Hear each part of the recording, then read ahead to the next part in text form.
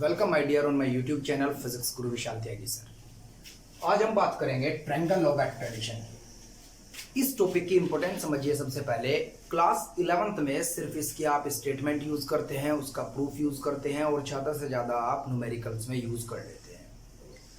Numerical भी आप 2 या 3 स्टेप वाले न्यूमेरिकल सोल्व करते हैं, लेकिन जब IIT और नीट का एग्जाम आप देंगे या क्लास 12th में आप कूलम्ब्स लॉ ऑफ इलेक्ट्रोस्टैटिक्स करेंगे या इलेक्ट्रिक फील्ड इंटेंसिटी से रिलेटेड कोई भी क्वेश्चन करेंगे जहाँ सुपर पोजिशन की बात होगी, वहाँ ट्रायंगल लॉ ऑफ एक्ट्रेडिशन बहुत ज़्यादा इंपॉर्टेंस रखता है।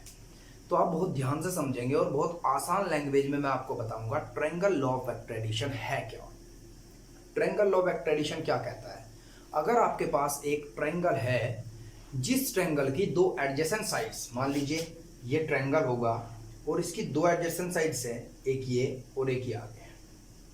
तो ये 2 एडजेसेंट साइड्स हैं। अगर एक वेक्टर इस डायरेक्शन में लगता है और दूसरा वेक्टर उसी सिमिलर डायरेक्शन में दूसरी एडजेसेंट साइड से लगता है, तब जो तीसरी साइड होगी, अगर उसके अलोंग कोई तीसरा वेक्टर लगता हो जिसकी डायरेक्शन इन दोनों के अपोजिट डायरेक्शन में हो, तब उसे इन दोनों का रिजल्टेंट वेक्टर कहते हैं। जरा फिर से समझिएगा। अगर ट्रायंगल की 2 एडजेसेंट साइड्स के अलोंग 2 वेक्टर इस तरीके से लगते हैं कि एक के हेड से दूसरे की टेल स्टार्ट, इसे कहते हैं सेम डायरेक्शन, और तीसरी साइड के अलोंग एक तीसरा वेक्टर लगता हो जो इसकी हेड से अपना हेड मिलाएगा, मतलब इसके अपोजिट डायरेक्शन में होगा। इन दोनों की डायरेक्शन ये होनी चाहिए थी और इसकी डायरेक्शन ये है, तो इसकी अपोजिट डायरेक्शन है इन दोनों की डायरेक्शन से, तब आर वेक्टर दोनों के वेक्टर सम के बराबर होगा।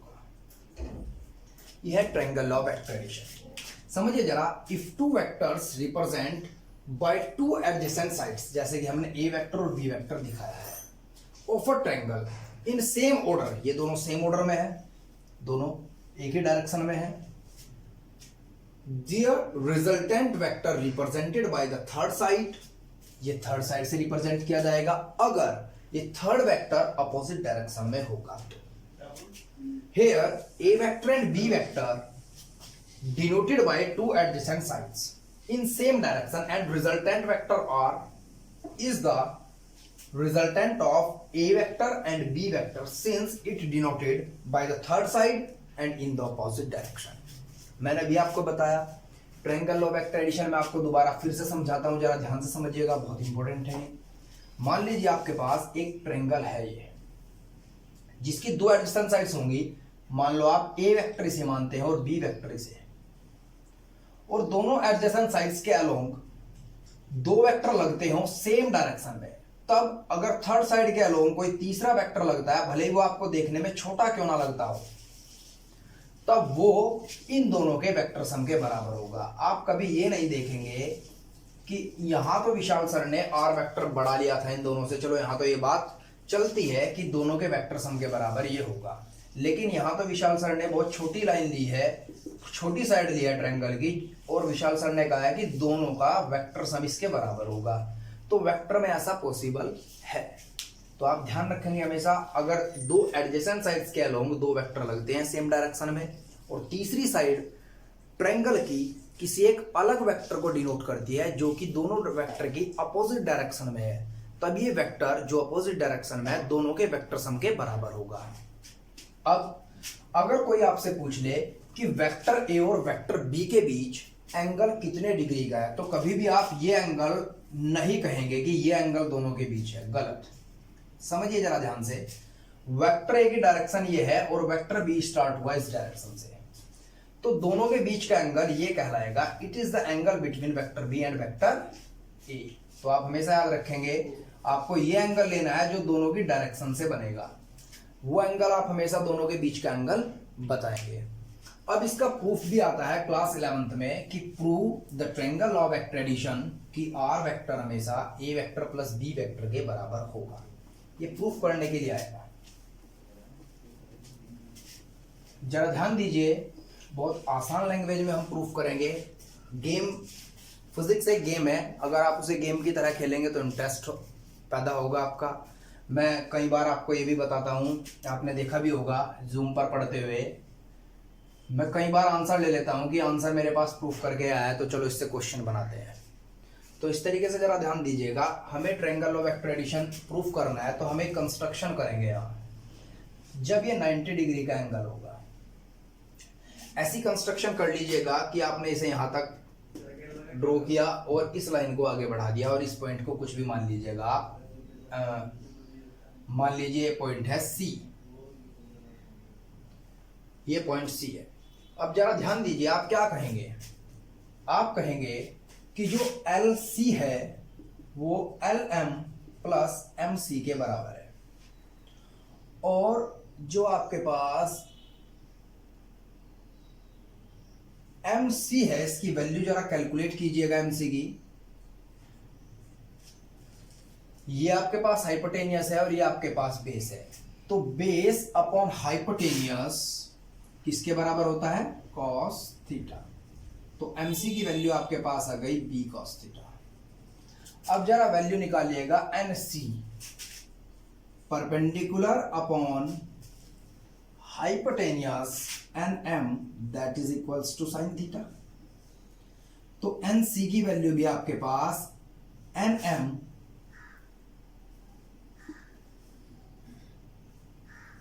साइन थीटा आ गई, और एन एम की वैल्यू आपके पास किसके बराबर है, बी के बराबर, तो बी साइन थीटा। लिख लीजिए जरा, ये आपके पास आया है बी साइन थीटा और ये आपके पास आया है बी कॉस थीटा। यहां तक नोट कीजिए जरा जल्दी।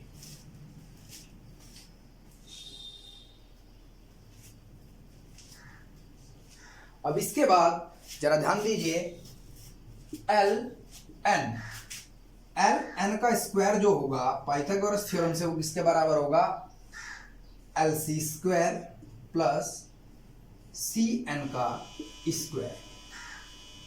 एल एन को आप क्या लिख सकते हैं, आर का स्क्वायर, और एल सी को आप क्या लिख सकते हैं, A plus B cos theta का होल स्क्वायर, और सी एन को आप लिखेंगे बी साइन थीटा का स्क्वायर। क्लियर। अब आप इसका होल स्क्वायर खोल देंगे, A square plus B square cos square theta plus 2ab cos theta plus B square sine square theta.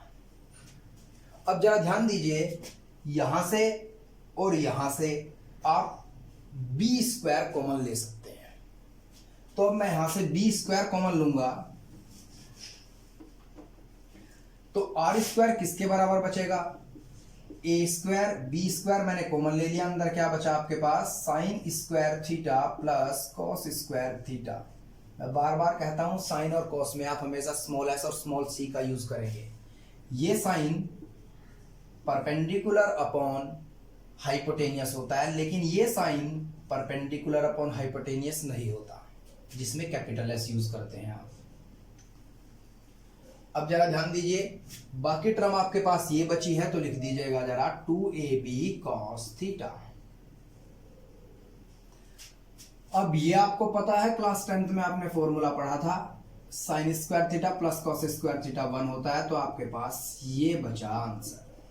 अब हमें प्रूफ क्या करना था, हमें प्रूफ करना था कि आर ए प्लस बी के बराबर है।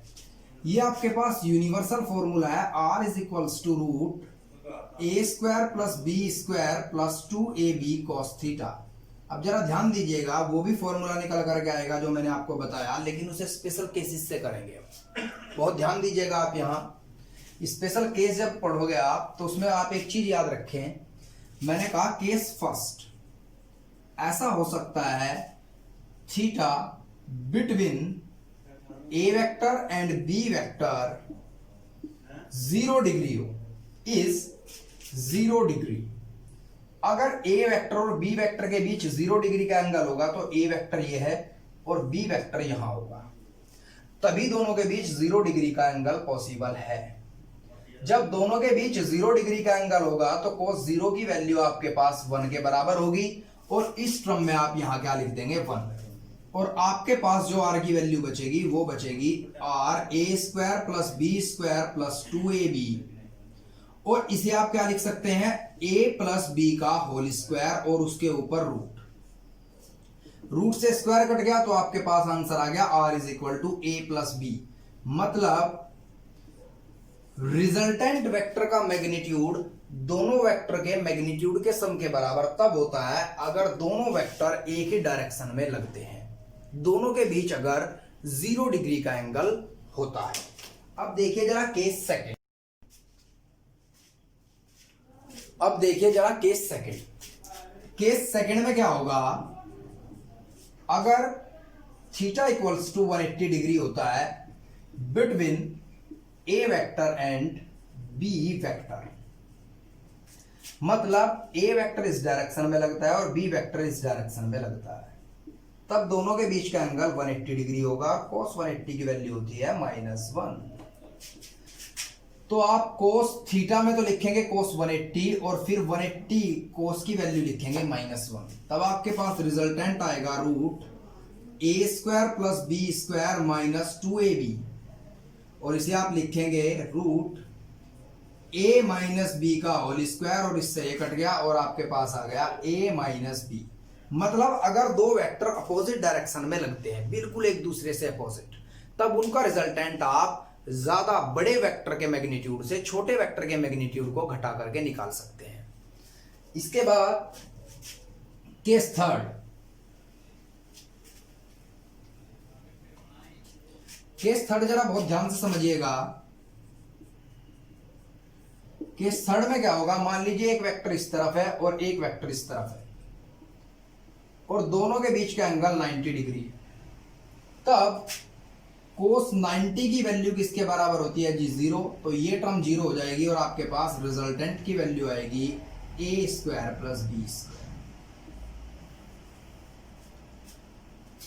ये था आपके पास special cases of the triangle law of vector addition. अब इस लॉ को थोड़ा डीपली पढ़ते हैं। जरा आपने अगर नोटिस की हो, केस फर्स्ट को ध्यान से देखिएगा, केस सेकंड को ध्यान से देखिएगा और केस थर्ड को ध्यान से देखिएगा।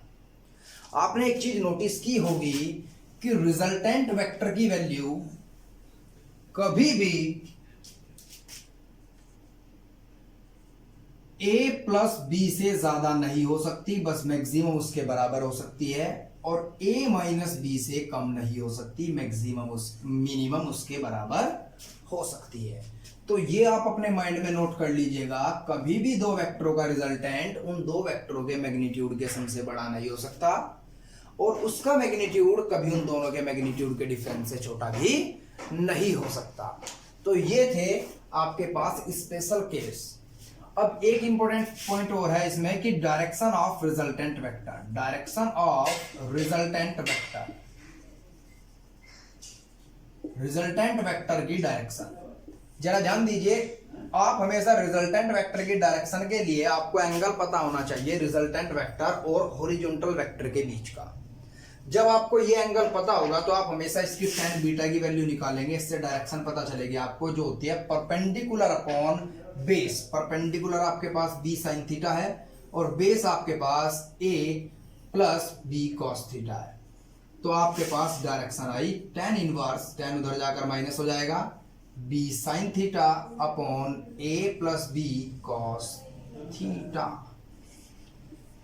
It is the direction for the resultant of two vector in the triangle law of vector addition। Next video में मैं आपको कुछ न्यूमेरिकल करने सिखाऊंगा जो आप क्लास 9th में फॉर्मूले पढ़ के आए हैं उससे रिलेटेड। वो फॉर्मूला था F = GMM/R²। Thank you and have a nice day.